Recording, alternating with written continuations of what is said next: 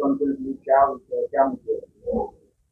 ये जो औरंगाबाद में हज हाउस का काम पूरा होने के बावजूद भी जो तो हज हाउस का इफ्तिताह नहीं किया जा रहा था, उस हज हाउस के बिल्डिंग में हमारे महाराष्ट्र स्टेट वक्फ ट्रिब्यूनल के ऑफिस को जगह गवर्नमेंट की तरफ से अलॉट की गई थी। जगह उस अलॉट की गई जगह में वक्फ कोर्ट का जो है सो पूरा फर्नीचर के साथ पूरा कोर्ट हॉल, वहाँ के जजेस के जो है तो चेम्बर्स, वकीलों के लिए बार रूम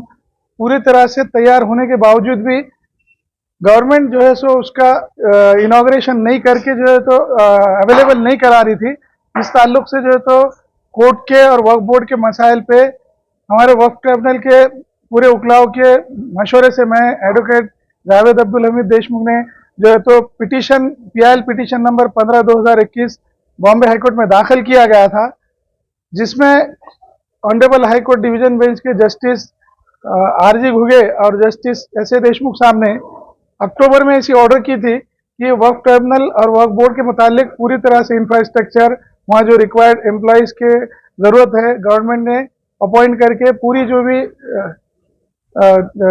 नॉन अवेलेबिलिटी है वो पूरी कंप्लीट करना। लेकिन जो है तो गवर्नमेंट को हाईकोर्ट के डायरेक्शन के बावजूद भी जो तो पूरी फैसिलिटीज हज हाउस को ओपन नहीं किया जा रहा था और वक्फ ट्रिब्यूनल और वक्फ बोर्ड के ताल्लुक से जो खामियां वो पूरी नहीं की जा रही थी। इसलिए हमारे पूरे वकलाओं की मदद से और गाइडेंस में मैंने जो है सो पिटीशन दाखिल किया, जिसकी समाअत 25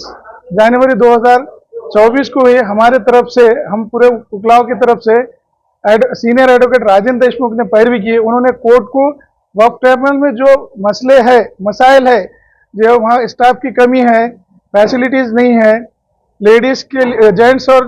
लेडीज के लिए जो तो वॉशरूम नहीं है, इस तरह की पूरी बुनियादी जो सहूलियात एक कोर्ट को होना चाहिए, महाराष्ट्र लेवल का एक जो है तो कोर्ट है जिसकी जो है तो वक्फ अर्जात के ताल्लुक से वहाँ हेयरिंग होती है और डिसीजन होते हैं। लेकिन गवर्नमेंट की जो है तो लापरवाही की वजह से पूरी तरह से कोर्ट का काम डिस्टर्ब हो रहा था। इसलिए हमारी तरफ से जो पिटीशन दाखिल हुई थी उसकी हेयरिंग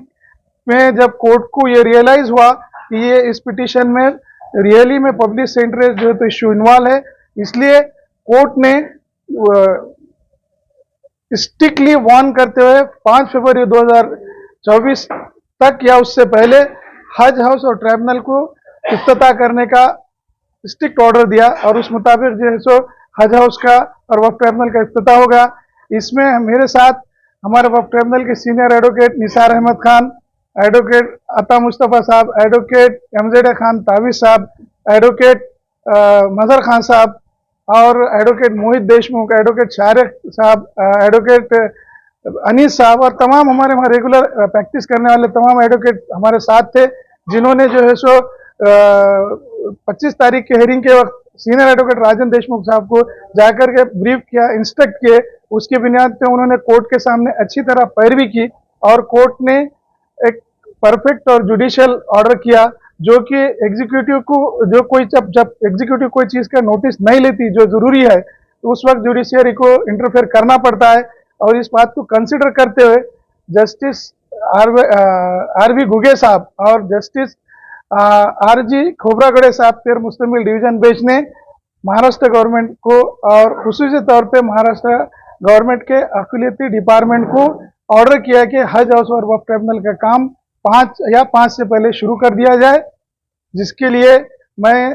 हम तमाम उकला ने कोशिश की और हमको कामयाबी हुई। इस बात की हमको खुशी है और अल्लाह हमारे जो कोर्ट में जो दुश्वारियां थी स्टाफ की कमी की वजह से और जो इंफ्रास्ट्रक्चर एक कोर्ट को होना चाहिए उसको पूरा करने के लिए हमारे वक्फ ट्रिब्यूनल के चेयरमैन डिस्ट्रिक्ट जज जो कि हैं, जिनका नाम एम.टी. असीम साहब है, उन्होंने गवर्नमेंट को रिप्रेजेंटेशन किया था कि ये तमाम सहूलियात जो एक कोर्ट को रिक्वायर्ड है, ज़रूरी है, वो फ्राहम किया जाए। लेकिन उसकी तरफ गवर्नमेंट जो है सो डिलिबरेटली जो है तो लापरवाही कर रही थी और उनके रिक्वेस्ट को कोई जो है तो रिस्पॉन्स नहीं दे रही थी। हम लोग वहाँ डेली काम करते, वहाँ पूरे महाराष्ट्र से थे, मौकिल्स आते, लिटिगेंट्स आते और तमाम लोगों को जो है तो इस बात की दुश्वारी हो रही थी, जिसकी वजह से ये एक पब्लिक इश्यू बना। और ये जब इसको कोर्ट के सामने अच्छी तरह बताया गया दलाल के साथ, तो कोर्ट को ने उसको कंसिडर किया और कोर्ट ने जो है सो एक पब्लिक के इंटरेस्ट में एट लार्ज जो है तो ये ऑर्डर करके इसको शुरू करने का हुक्म जारी किया। 2 तारीख को होगा या 2 के बाद? नहीं, ये अब वो गवर्नमेंट ने जो है तो इसमें ऐसा पता चला है कि गवर्नमेंट ने डिसीजन लिया है और 2 तारीख को जो है तो